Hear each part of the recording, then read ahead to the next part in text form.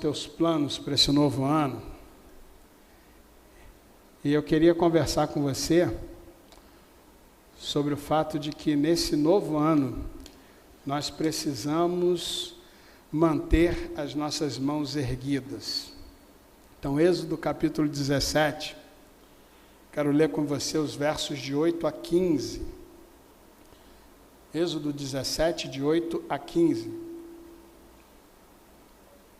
Você pode acompanhar também pelo telão, né? Diz assim a palavra de Deus: Sucedeu que os amalequitas vieram atacar os israelitas em Refidim. Então Moisés disse a Josué: Escolha alguns dos nossos homens e lute contra os amalequitas. Amanhã tomarei posição no alto da colina com a vara de Deus em minhas mãos. Josué foi então lutar contra os amalequitas, conforme Moisés tinha ordenado. Moisés, Arão e Hur, porém, subiram ao alto da colina. Enquanto Moisés mantinha as mãos erguidas, os israelitas venciam. Quando, porém, as abaixava, os amalequitas venciam. Quando as mãos de Moisés já estavam cansadas, eles pegaram uma pedra e a colocaram debaixo dele para que nela se assentasse. Arão e Hur mantiveram erguidas as mãos de Moisés, um de cada lado, de modo que as mãos permaneceram firmes até o pôr do sol. E Josué derrotou o exército amalequita ao fio da espada.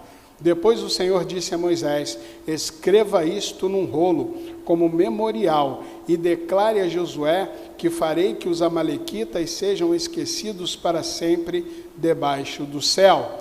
Moisés construiu um altar e chamou-lhe: O Senhor é minha bandeira. Amém, igreja? Feche seus olhos agora, vamos orar ao Senhor. Espírito Santo de Deus, fala conosco nesta hora. Nós pedimos, Senhor, que nada possa nos atrapalhar de ouvir a Tua voz. E que, Senhor, possamos sair daqui com algo novo vindo do Teu trono para as nossas vidas. Que assim seja, Senhor, em nome de Jesus. Amém. Meus queridos, o povo amalequita era um povo nômade e de guerreiros. Guerreiros estes que viviam no deserto. E eles viviam ali na região sul, ali da região de Canaã, o sul da região de Canaã. E parte das suas atividades estavam ligadas ao trabalho de mercenários em guerras. Então, eles emprestavam o seu exército, né, para outras nações. E, na ausência de conflitos, eles faziam saques e pilhagens a pequenos grupos que passavam pelo deserto. Como parte da pilhagem, eles levavam mulheres, crianças, e levavam essas mulheres e essas crianças para comércio de escravos. Então, era um povo que estava acostumado à guerra. Era um povo que vivia da guerra, vivia de saquear povos, de despojar povos que passavam pela região ali do deserto. O povo de Israel tinha recém saído da terra do Egito e estava caminhando na direção da terra prometida. E o povo amalequita foi um dos maiores problemas para Israel ao longo dessa jornada, porque era um povo que queria a todo momento tirar alguma coisa de Israel, saquear Israel, destruir o povo de Israel. E Israel era um povo de ex-escravos, um povo que tinha pouca ou até nenhuma experiência em batalhas ou guerras. Era também um povo que não tinha território e que também não tinha exército, lutando contra um povo que era experiente em batalhas. Queridos, se nós olharmos para esse cenário, nós vamos imaginar o fato de que havia poucas chances para Israel conseguir sobrepujar esse inimigo, conseguir a vitória sobre esse povo que estava acostumado a esse tipo de guerra, a esse tipo de batalha. Sabe, queridos, mas a verdade é que o povo de Israel prevalecia não porque ele tinha experiência ou conhecimento em guerras ou batalhas, não porque ele estava ali experimentado naquele tipo de situação, mas porque Deus sustentava o povo de Israel em todas as circunstâncias. E era visível o cuidado de Deus sobre o povo, de tal maneira que nós víamos isso de forma muito clara na história de Israel. Deus providenciava o alimento a Israel, mesmo no meio do deserto. Havia maná pela manhã e as codornizes à tarde. Deus também, Ele protegia com uma coluna de nuvem durante o dia o povo do sol, e à noite protegia do frio com uma coluna de fogo. Sabe, queridos, nesse contexto nós vemos que a mão de Deus atuava na história do povo de Israel, mesmo que esse povo estivesse caminhando pelo deserto, mesmo que esse povo estivesse numa situação difícil, enfrentando um inimigo experiente. Sabe por quê? Porque Deus não nos poupa dos problemas, mas Deus usa os problemas da nossa vida para nos trazer experiências nele. E essas experiências em Deus podem mudar o rumo da nossa vida e da nossa história. Sabe, queridos, nesse contexto, então, nós vemos que na luta contra o povo amalequita, na história do povo de Israel, não seria diferente. Deus estaria presente na vida do povo. Porém, esse cuidado de Deus sobre a vida do povo de Israel, esse amor de Deus que era expresso por tantos cuidados e proteções de Deus sobre a vida desse povo, não eximiu o povo de Israel de tomar as decisões e tomar as atitudes que eram importantes para que eles fossem bem-sucedidos. Isso não eximiu o povo de agir na direção do propósito e da vontade de Deus. O que o povo de Israel não podia fazer, Deus fazia.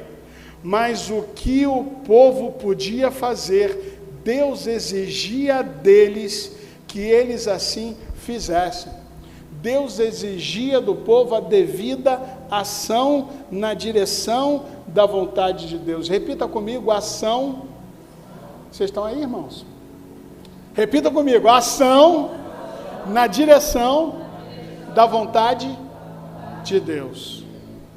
Queridos, eu e você podemos facilitar o caminho da nossa vitória, através das nossas atitudes diante de Deus. Sabe, queridos, Deus então, Ele realiza o milagre usando nós mesmos como seus instrumentos. Deixa eu dizer uma coisa para você, querido. Deus tem promessa para a tua vida em 2023. Amém? Deus tem propósito para você em 2023. Amém? E você pode me perguntar assim, pastor, como é que você pode ter certeza que Deus tem promessa e Deus tem propósito para mim em 2023? Você fala isso para todo mundo? Deixa eu dizer uma coisa para você, querido. Sabe por que eu posso dizer para você, e tenho convicção em dizer isso para você com a maior tranquilidade, de dizer que Deus tem propósito para a tua vida em 2023? É o fato de você estar vivo. Você está vivo? Quem morreu aí, levanta a mão. Todo mundo está vivo aí, está respirando? Então tem propósito na tua vida. Sabe por quê? Porque a nossa recompensa não é nessa terra, sim ou não? A nossa recompensa é com quem? Com Deus no céu. Sim ou não, igreja? Então, se o teu propósito estiver plenamente cumprido aqui nessa terra, você vai para onde? Diz para mim, igreja. Para onde? Se tu está aqui, então, é porque tu tem propósito. Amém? Porque o dia que você não tiver propósito, pode ficar tranquilo, Deus vai te levar para a glória. Porque é lá a nossa real vitória sobre todas as coisas. Mas enquanto aqui estamos, temos um propósito a se cumprir. Então declare isso nessa noite e diga assim, eu tenho. Mas fala com vontade, irmão. Eu tenho um propósito em Deus. Sabe por quê? Porque a maior mentira de Satanás é dizer que você é mais um no meio da multidão. A maior das mentiras do diabo é tentar fazer com que você imagine que não tem nada para fazer, que você não é capaz de fazer coisa alguma, que você é só mais um. Não, querido, você é único. E esse relacionamento único que Deus quer estabelecer com você pode abençoar vidas que estão ao teu redor. Eu não sei quantas pessoas você pode alcançar através da ação de Deus na tua vida, mas eu sei que vai ser a medida certa, do jeito certo e no tempo certo, para que você possa exercer em Deus o teu propósito. Amém, igreja? Não era diferente na vida do povo de Israel. Deus realiza o milagre através de nós mesmos. Eu e você somos instrumentos de Deus para a glorificação do seu nome. E Deus usa a cada um de nós, a nossa vida, a nossa história, as nossas limitações em favor do seu propósito. Deus realiza o milagre usando nós mesmos como instrumentos da glória de Deus. Como na vida em geral, nada no reino de Deus ou no reino espiritual sai de graça. Tudo aquilo que nós vivemos tem um preço. A nossa salvação tem um preço, que é o sangue de Jesus. E tudo aquilo que nós vivemos como experiência dentro do contexto da nossa vida e da nossa comunhão com Deus também tem um preço. Tem preço de renúncia, tem preço de perseverança, tem preço de sacrifício, tem preço de entrega. Ei, querido, deixa eu dizer uma coisa para você. A bênção de Deus e o propósito de Deus, ele existe e já está determinado na nossa vida. Mas nós precisamos entender que nós seremos os instrumentos pelos quais a glória de Deus se realizará, se materializará ao nosso redor. E ali onde você está, você foi plantado pela mão de Deus para ser esse instrumento da sua glória, amém? E quando nós então entendemos que nós somos o instrumento da bênção de Deus, da glória de Deus, da presença de Deus, da graça de Deus, nós entendemos também que essa bênção de Deus, esse propósito de Deus que já está determinado no céu para mim e para você, que já está determinado no céu para a nossa igreja, também tem um preço a ser pago. E esse preço, querido, é preço de renúncia, é preço de mãos erguidas, é preço de entrega, é preço de dedicação, é preço de perseverança. Mas, na medida em que nós caminhamos na direção do propósito e da vontade de Deus, somos mais do que vencedores por meio daquele que nos amou. E sabe, meus amados, para que Deus desse vitória sobre os amalequitas, era necessário então que Moisés mantivesse as suas mãos erguidas. O gesto em si, ele não tinha o poder de derrotar o inimigo, mas a atitude foi uma demonstração de fé e sacrifício. Repita comigo: fé e sacrifício. Uma demonstração de fé e sacrifício que inclinaram o coração de Deus em favor do seu povo. Foi um ato profético de fé, de sacrifício e de entrega que alegrou o coração de Deus e trouxe sobre o povo de Israel uma vitória improvável. Sabe, queridos, nós somos uma tribo de improváveis, chamados pela mão de Deus para vivermos o extraordinário, para vivermos um novo tempo, para vivermos um tempo de vitória, vitória sobre o pecado, vitória sobre as circunstâncias que tentam nos afastar do amor de Deus em Cristo Jesus, nosso Senhor. Mas essa vitória já é nossa, pelo sangue de Jesus. Você crê nisso? E sabe, queridos, quando nós vemos esse ato profético de fé de Moisés, aonde Moisés estava ali diante do campo de batalha com as suas mãos erguidas desde o início da manhã até o pôr do sol, nós vemos ali então uma demonstração clara de fé, dizendo: olha, Senhor, nós estamos aqui na posição, nós estamos aqui de mãos erguidas, declarando que Tu és o nosso Deus, o nosso provedor, aquele que nos sustenta. A batalha não é nossa, mas é tua. A vitória é nossa pela tua mão.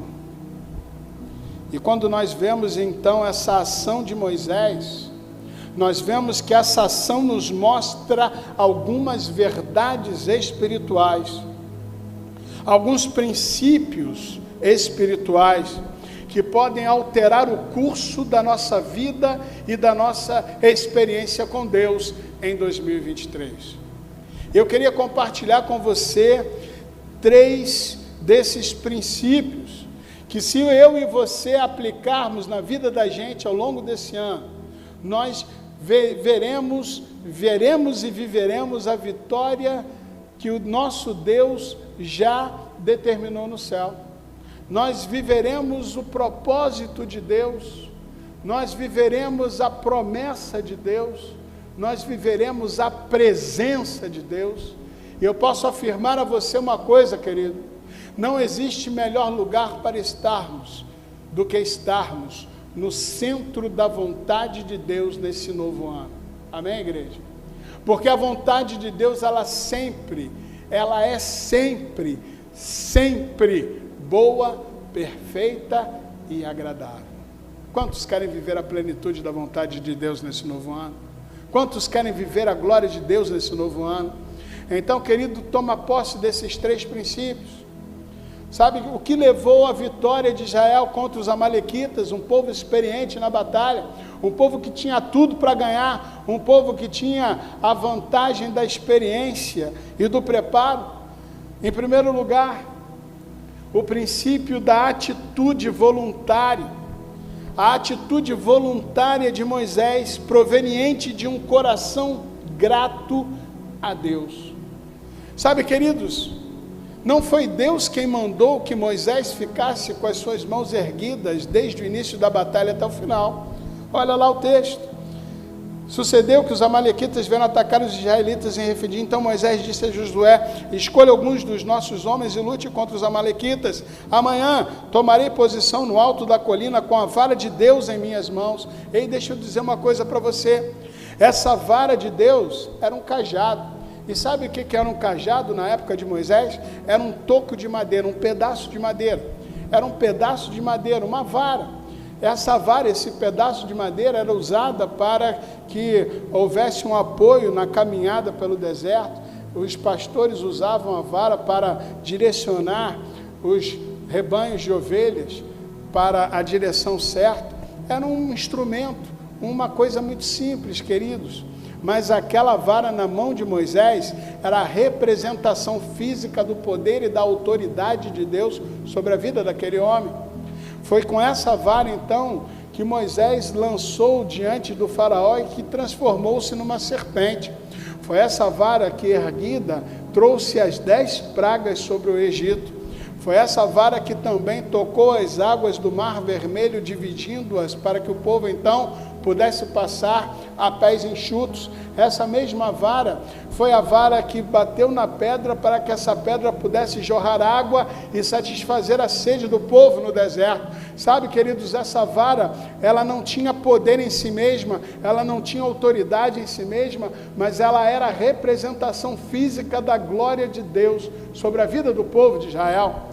Nos tempos em que vivemos hoje, essa representação física da presença da glória de Deus na minha vida e na tua vida se dá pela presença do Espírito Santo na tua história, na tua vida, no teu coração. Você é templo de Deus. O Espírito Santo de Deus que habita em você te enche do poder, da autoridade e da unção necessárias para que você possa viver o teu propósito. Você está me entendendo? Você e eu já temos todas os instrumentos e as características necessárias para vivermos a plenitude da glória de Deus. Porque o Espírito Santo de Deus habita no nosso coração, testificando que eu e você somos filhos de Deus. Mas naquele tempo, ainda não havia a presença do Espírito Santo de Deus de forma como nós a temos hoje. E por conta disso, havia então a presença daquele cajado como sendo a vara que era uma representação física da autoridade de Deus dada a Moisés como líder do seu povo. Então, com aquela vara na mão, essa vara erguida na direção de Deus, havia então ali uma atitude proativa de Moisés, de dizer: Senhor, nós cremos na vitória, porque Tu estás conosco, e aqui está a representação da Tua glória, do Teu poder, da Tua autoridade sobre a vida do Teu povo. Então, Senhor, nós estamos aqui de mãos erguidas diante de Ti, para declararmos a nossa vitória pelas Tuas mãos. Sabe que Deus não pediu isso a Moisés? Não está na Bíblia dizendo que Deus tem ordenado a Moisés para que ele subisse naquele monte, para que ele pegasse aquela vara e para que ele pudesse erguê-la ao longo de todo aquele dia, pedindo a bênção de Deus sobre a vida do povo. Porém, queridos, essa atitude proativa na direção desse propósito e dessa vontade fez então com que esse povo recebesse de Deus essa vitória. Ei, querido, qual é a tua atitude na direção da vontade de Deus? Qual é a tua ação direta, diária, na direção do propósito de Deus? O que o nosso Deus espera é que Ele encontre um povo de mãos erguidas, dizendo: Senhor, de Ti vem a fonte da nossa vitória, não pela minha força ou sabedoria, mas pela Tua graça, pelo Teu amor e pela Tua misericórdia. Deixa eu dizer uma coisa para você, querido: antes de vivermos a promessa, temos que viver a entrega. Antes da promessa tem entrega, antes da vitória tem entrega. Quando entregamos a Deus, abrimos as janelas dos céus. Segundo princípio, é o princípio do sacrifício de fé, proveniente de uma plena confiança na vitória dada por Deus. Moisés não tinha dúvidas de que Deus estaria com o povo no campo de batalha. As experiências do passado lhe davam essa convicção. O que Deus já fez e o que nos encoraja a então prosseguirmos precisa estar vivos na nossa mente e no nosso coração no dia da batalha. Foi assim com Moisés. Moisés sabia o que Deus já havia realizado sobre a vida do povo de Israel. Nesse mesmo capítulo, instantes antes, nós vemos que Deus havia proporcionado o milagre de que jorrasse água através da rocha. E aquela vara tinha sido um instrumento de Deus batendo na rocha para que essa água pudesse jorrar. Então, Moisés sabia, Moisés conhecia o poder de Deus, ele sabia do que Deus era capaz de fazer, ele sabia o que Deus podia realizar, e essa confiança fez com que então Moisés pudesse já receber a vitória antes dela acontecer. Então, quando Moisés subiu naquele monte, diante daquele povo, diante daquele campo de batalha, com a vara de Deus erguida ali naquele momento, então, Moisés tinha a certeza de que a vitória iria acontecer, porque Deus estava com ele. Deus estava com Moisés, assim como está comigo, assim como está com você nessa noite, querido. Ele está contigo para que você possa viver a vitória em nome de Jesus, para que você possa viver aquilo que Deus tem para a tua vida nesse novo ano, em nome de Jesus. E em terceiro lugar,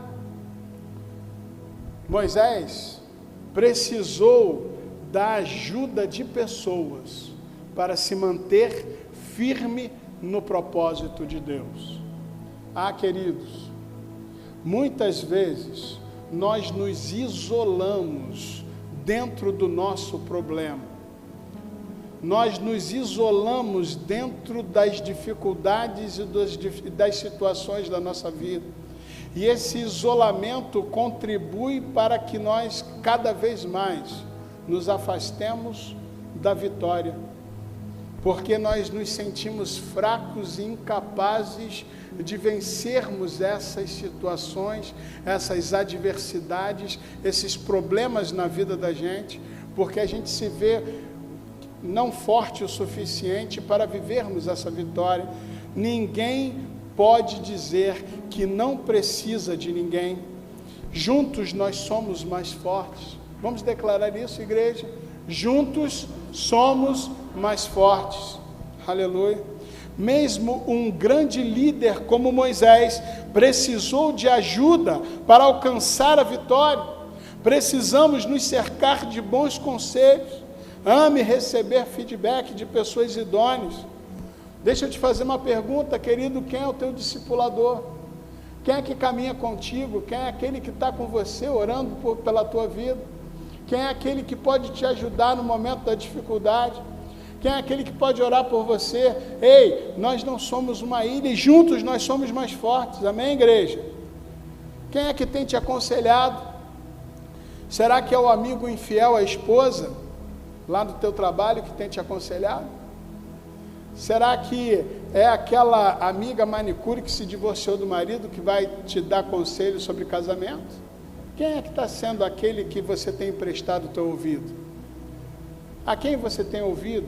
Quais são as influências que você tem recebido ao longo do teu dia, da tua semana?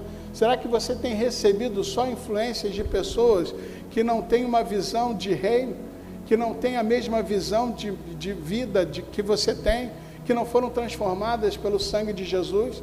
Será que quando você precisa pedir conselhos, você vai a alguém idôneo, alguém que tem uma experiência de vida, de fé, alguém que pode te encorajar a caminhar e ir mais longe? Ou será que você tem procurado pessoas que te afastam do propósito da vontade de Deus? Muitas vezes, queridos, nós precisamos de pessoas que precisam continuar mantendo os nossos braços erguidos, porque às vezes cansa, irmãos. E não cansa só para você não, cansa para todo mundo. Muitas vezes nós nos sentimos cansados, nós nos sentimos sobrecarregados. E Jesus então diz: olha, entreguem, lancem sobre mim o seu jugo e recebam de mim o meu jugo, porque o meu jugo é suave, o meu fardo é leve. Ah, queridos, como precisamos então, para nos mantermos firmes, vivermos unidade, vivermos identidade de propósitos, vivermos comunhão, ajudando-nos uns aos outros, encorajando-nos uns aos outros, incentivando-nos uns aos outros. Porque se assim for, queridos, se uma igreja vive unida na mesma direção, olhando para Jesus no mesmo propósito, nada pode nos impedir de viver o propósito de Deus em 2023. Sabe, queridos, a vitória foi dada ao povo de Israel, mas não foi somente uma vitória sobre uma batalha, mas foi uma vitória completa. Olha o que diz lá o versículo 14 do texto de Êxodo 17 que nós lemos. No verso 14, o Senhor disse a Moisés: escreva isso num rolo como memorial e declare a Josué que farei que os amalequitas sejam esquecidos para sempre debaixo do céu.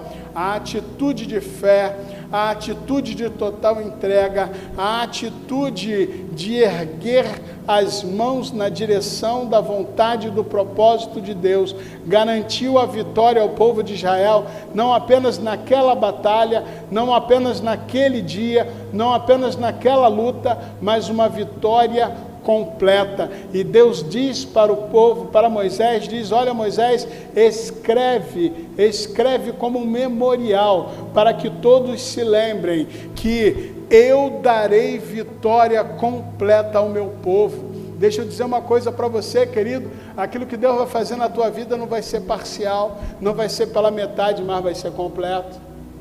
E se você disser para mim assim: ah, mas pastor, ainda não estou vendo tudo completo na minha vida as coisas ainda estão se arrumando, ainda está pela metade, eu ainda não estou vendo a luz no fim do túnel, querido, fica tranquilo, porque a vitória vai ser completa. E Deus está trabalhando nas dificuldades, nas lutas, nas adversidades da tua vida. Tem a amalequita chegando aí no teu arraial, mas fica tranquilo, porque você não está sozinho, Deus está contigo. Mantenha as suas mãos erguidas na direção da vontade e do propósito de Deus. Mantenha-se firme na tua posição. Busque estar em comunhão, fortalecendo-nos uns aos outros, e fiquem tranquilos, porque Deus irá fazer o milagre acontecer. A vitória e a glória são do Senhor. Jamais esqueça que a vitória e a glória pertencem ao Senhor. Olha o que diz o verso 15. Moisés construiu um altar e chamou-lhe: Jeová é minha bandeira. Ei, queridos, a bandeira identifica a nação, a bandeira dá identidade, a bandeira é o símbolo que vai adiante, dizendo a quem pertence aquele exército. Se a bandeira do Senhor está estendida adiante de nós, nos identifica como povo de Deus e nos garante a vitória, porque a honra e a glória pertencem ao Senhor. Enquanto as mãos de Moisés estavam erguidas, o povo de Israel vencia a batalha. Enquanto as nossas mãos estiverem erguidas ao Senhor, Ele nos garantirá a vitória, mesmo que não sejamos os mais preparados. A entrega e o sacrifício que agradam a Deus são aqueles que derivam do fato de que confiamos no Senhor e nos entregamos de forma completa ao seu propósito. Querido, erga as suas mãos diante do teu Deus. Ele conhece as tuas batalhas, Ele sabe das tuas lutas, Ele sabe das tuas dificuldades, Ele conhece as tuas limitações. Erga as tuas mãos diante do teu Deus, erga as tuas mãos diante do Senhor, entregue a Ele a sua vida de forma completa e incondicional nesse ano, e pode ter a certeza que enquanto as nossas mãos estiverem erguidas diante do Senhor, a vitória será nossa pelo sangue de Jesus, e a Ele seja toda a honra, toda a glória e todo o louvor. Vamos fechar os nossos olhos. Eu quero colocar a tua vida diante do Senhor nessa noite. Talvez você tenha chegado até aqui nessa noite com o teu coração pesado, com dúvidas acerca do que vai ser de você nesse novo ano. Talvez você esteja passando por uma dificuldade na tua casa, no teu lar, e você está com o teu coração apertadinho aqui nessa noite, mas está dizendo: Senhor, mesmo triste, mesmo abatido, mesmo abalado, eu estou aqui na tua presença porque eu quero ouvir a tua voz. E o que o Espírito Santo de Deus está nos dizendo nessa noite é: mantenha as tuas mãos erguidas. Mantenha as tuas mãos erguidas, porque enquanto as nossas mãos estiverem erguidas, nós prevaleceremos. Porque a luta não é nossa, mas é de Deus. E sabe, queridos, muitos desafios virão em 2023. Mas enquanto as nossas mãos estiverem erguidas, nós vamos avançar, nós vamos permanecer, nós vamos prevalecer, porque o nosso Deus estará adiante de nós, porque o Senhor, nosso Deus, é a nossa bandeira. Então coloque a tua vida diante do altar do Senhor nessa noite. Entrega a tua vida ao Senhor nessa noite. Diga: Senhor, eu quero viver o teu propósito em 2023. Se eu estou respirando, se eu estou aqui, é porque tu tens um propósito para mim. E eu não quero somente conhecer esse propósito, mas eu quero viver esse propósito na sua plenitude. E talvez no teu coração você esteja dizendo assim: mas não depende só de mim, depende de tanta coisa, depende de outras pessoas, depende de outras circunstâncias. Ei, deixa eu dizer uma coisa para você, querido: O teu Deus, Ele não faz pela metade, Ele faz completo. E a tua história ainda não acabou. O mesmo Deus que te trouxe até aqui, Ele vai te levar até o final da tua jornada. Apenas confia. Apenas entrega.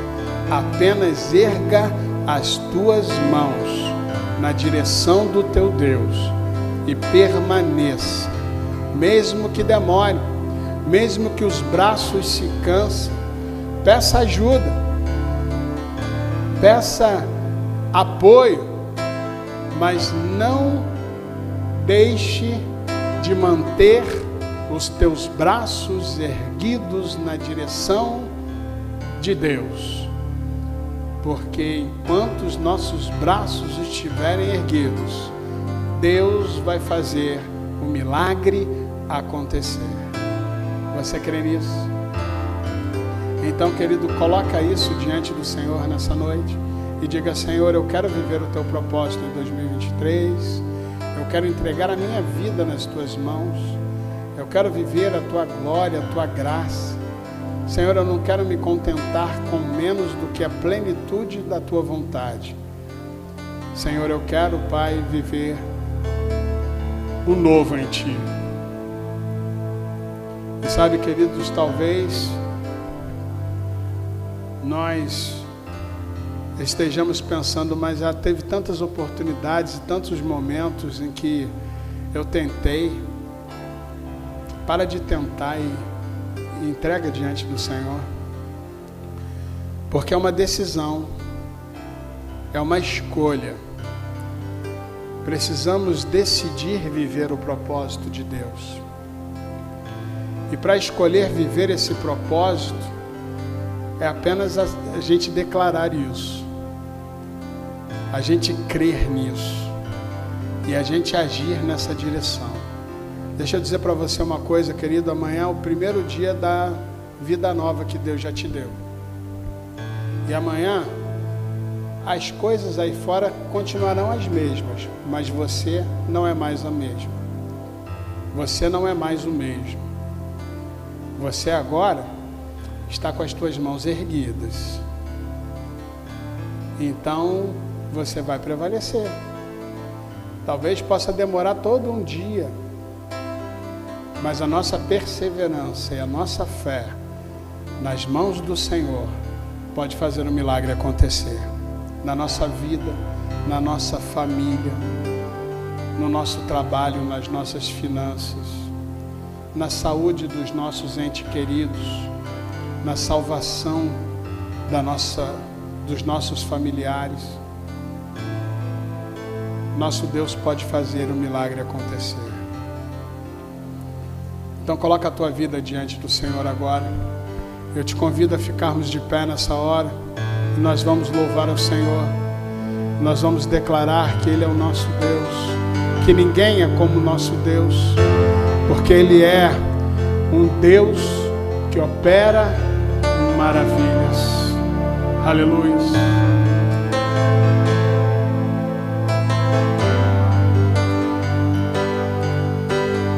Ninguém é como o nosso Deus.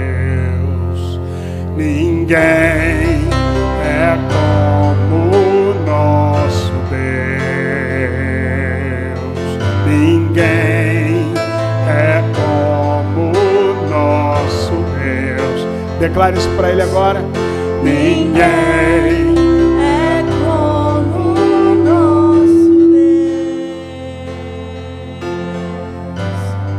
grandes coisas estão por ver, grandes coisas vão acontecer nesse lugar.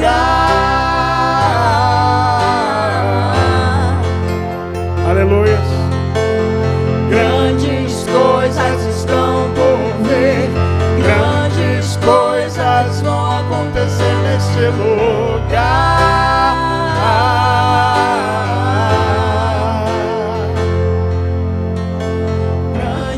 Coisas estão por vir, grandes coisas vão acontecer aqui. Você crê nisso? Você crê que Deus pode fazer o extraordinário acontecer na tua vida e na tua história? Então declare isso com fé, querido. Declare isso para o Senhor nessa hora. E faça desse cântico uma oração. E diga: ninguém é como o nosso Deus. Aleluias. Ninguém é como o nosso Deus. Ninguém é como o nosso Deus. Ninguém é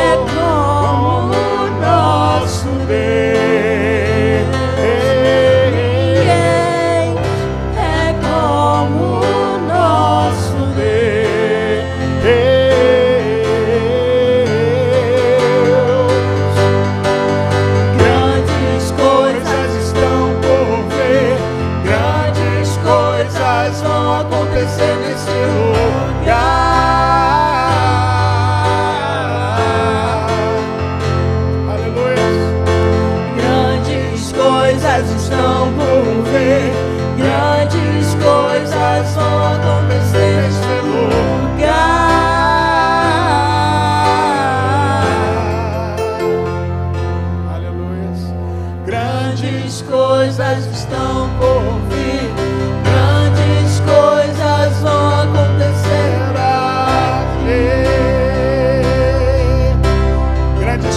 Vão acontecer na tua vida, no teu lar, na tua família, no teu ministério, na tua história, enquanto mantivermos as nossas mãos erguidas na direção da vontade e do propósito de Deus, em nome de Jesus. Senhor, obrigado, Pai, pelo que Tu falaste conosco nesta noite.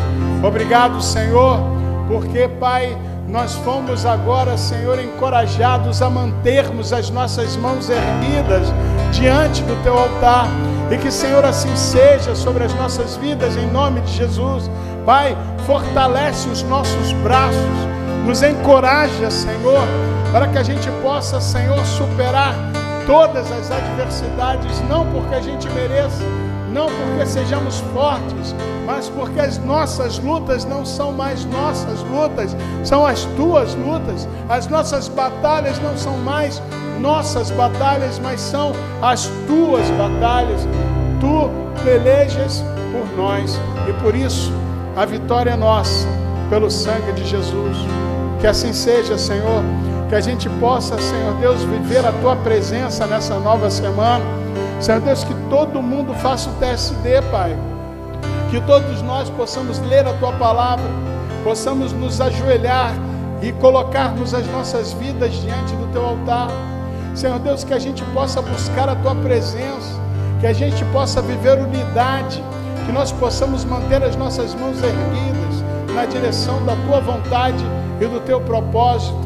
E que assim seja, Senhor, em nome de Jesus. Amém e amém. E agora, que a graça salvadora de Jesus Cristo, Filho, o amor de Deus o Pai e as consolações do Espírito Santo de Deus estejam presentes em nossas vidas, nossos lares, nossas famílias, sobre a Igreja Batista Atitude em Porto Alegre e sobre o Israel de Deus espalhado pela terra, desde agora e para todos sempre. Amém e amém. Que Deus nos abençoe em nome de Jesus. Aleluias. Ninguém é como o nosso, ninguém é como o nosso Deus. É como o nosso Deus. Grandes coisas estão para vir sobre a tua vida, querido, sobre a nossa história. Grandes coisas estão por vir, grandes coisas vão acontecer nesse lugar.